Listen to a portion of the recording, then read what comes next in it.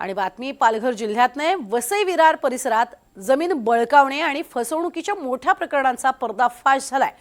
भोयदापाडा वाघराळ पाडा या परिसरामध्ये कुख्यात भूमाफिया सुरेंद्र प्रताप सिंग उर्फ रंधा आणि त्याचा भाऊ अरविंद अलगू सिंग उर्फ दारा यांच्या विरोधात वालिव पोलीस ठाण्यात गंभीर गुन्हा दाखल करण्यात आला।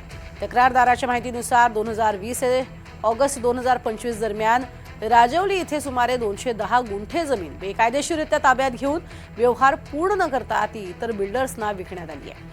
तसंच या जमिनीवरती अनधिकृत चाळ बांधून सर्वसामान्यांना विक्रीही करण्यात आली आहे। मात्र आपली फसवणूक झाल्याचं कळल्यानंतर पैसे परत मागण्यासाठी गेलेल्या तक्रारदाराला आरोपींनी शिवीगाळ केली, जीवे मारण्याची धमकी दिली असा आरोप आहे। याशिवाय अशाच प्रकारे अनेकांची जमीन हडपली असाही दावा तक्रारीत केलाय। या प्रकरणात 2 एप्रिल 2026 रोजी गुन्हा दाखल झाल्यानंतर क्राईम ब्रांचच्या पथकानं रंधाला अटक केली आहे।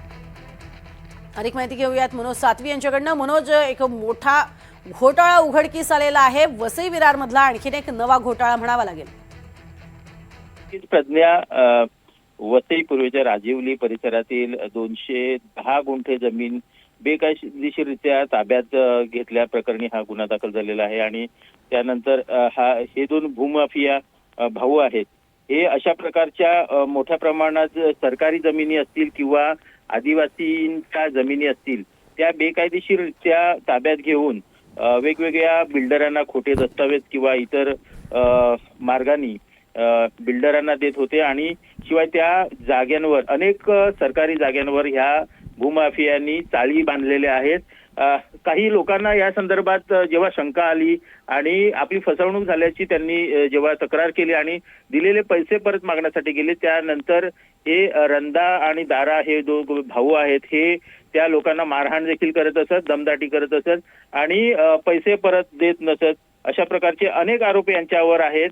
विशेष म्हणजे वसई विरार पोलीस यांनी गुन्हा दाखल झाल्यानंतर या अगोदर अनेक तक्रारी देखील होत्या, मात्र आता गुन्हा दाखल झाल्यानंतर त्यांना क्राईम ब्रांचच्या पथकाने अटक केलेली आहे।